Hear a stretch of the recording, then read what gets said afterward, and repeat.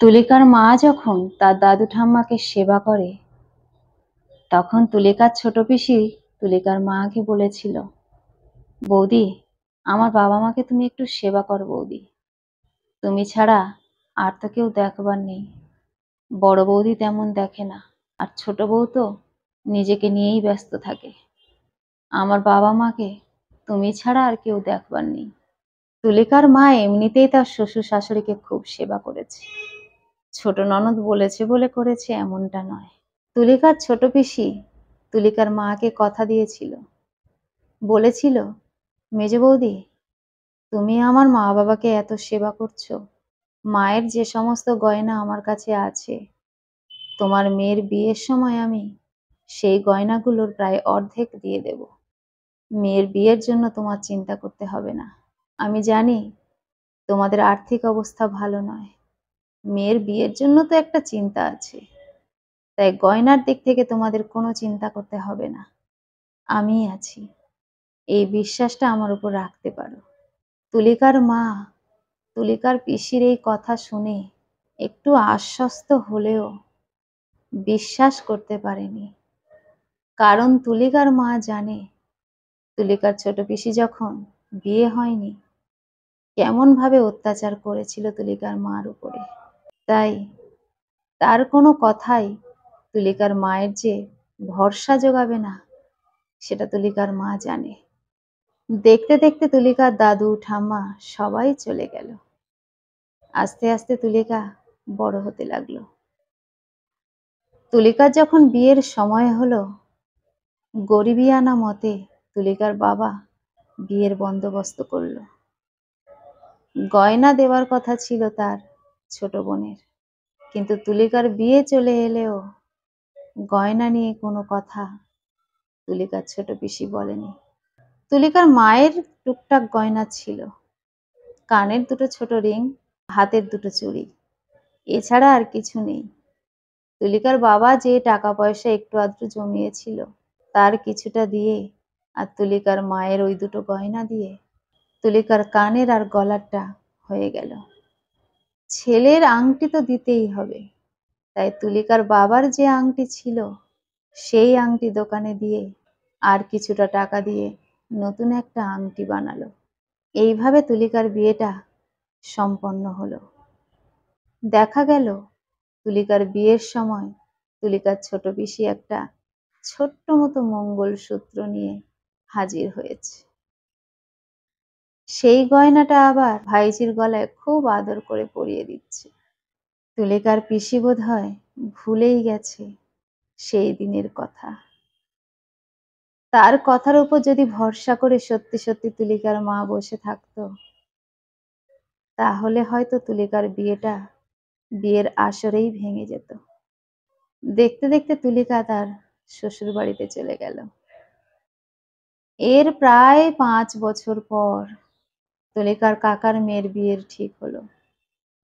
তুলিকার কাকা অনেক বড়লোক, অনেক টাকা তার, তাই মেয়েকে যে গয়নাতে ভরিয়ে দেবে সেটাই স্বাভাবিক। কিন্তু দেখা গেল তুলিকার যে ছোট পিসি তুলিকাকে গয়না দেবে বলেছিল, তার মায়ের গয়না, সেই গয়নাগুলো তুলিকাকে না দিয়ে তুলিকার ছোট কাকার মেয়েকে দিয়ে দিল। বিয়েতে সবাই হাজির। ঠিক সেই সময় তুলিকার পিসি একটা বড় গয়নার বাক্স বের করে তার ছোট ভাইজিকে একের পর এক গয়না পরিয়ে দিতে লাগলো। যে গয়নাগুলো তুলির পাওয়ার কথা ছিল তুলির মায়ের এত কষ্টের ফলে, সেই গয়নাগুলো আজ তুলির ছোট কাকার মেয়ে পেয়েছে। তাতে তুলিকার এতটুকুও কষ্ট নেই, কিন্তু সে তার মাকে শুধু বলেছিল, মা, তুমি যে ঠাম্মা দাদুকে এত দেখলে, ছোট পিসিমা যে বলল বড় মুখ করে যে তুমি এত কিছু করেছো, তাই তার জন্য আমার বিয়েতে অনেক গয়না দেবে, কিন্তু সেটা তো করলো না মা। তুলিকার মা বলল, কে আমাকে কি দেবে না দেবে তার উপরে ভরসা করে বিশ্বাস করে আমি কোনো কাজ করিনি।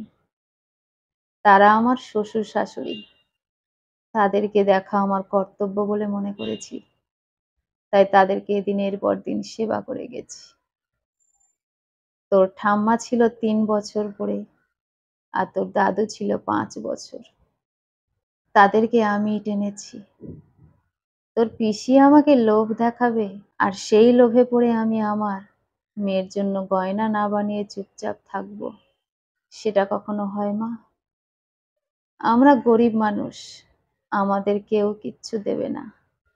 মানুষ তেলা মাথায় তেল দেয় রে মা। ও দেয়নি তো কি হয়েছে, তাই বলে কি তোকে আমি বিয়ে দিতে পারিনি? যেমন সামর্থ্য তেমন দিয়েছি। ভালো জামাই দেখে তো তোকে বিয়ে দিয়েছি। তার জন্য দেখ, আজ তোর গয়নায় মুড়ে দিয়েছে জামাই। ও দেয়নি বলে কি তুই গয়না পরতে পারিসনি? ওসব কথা ছেড়ে দে মা। যাকে দিচ্ছে ভালোবেসে দিক, আমাদের কিচ্ছু দিতে হবে না। তুলিকা তার মায়ের কথায় সম্মতি জানিয়ে বলল, ঠিক বলেছ মা। তেলা মাথায় মানুষ তেল দেয়, পিসি তো সকলের। আমার সঙ্গে এমন দ্বিচারিতা কেন করলো? আমারও পিসি, তারও পিসি। তাহলে আমাকে দেবে বলে সেই জিনিস অন্য ভাইজিকে দিল। তুমি ঠিক বলেছ মা। কারোর কিচ্ছু দরকার নেই আমাদের।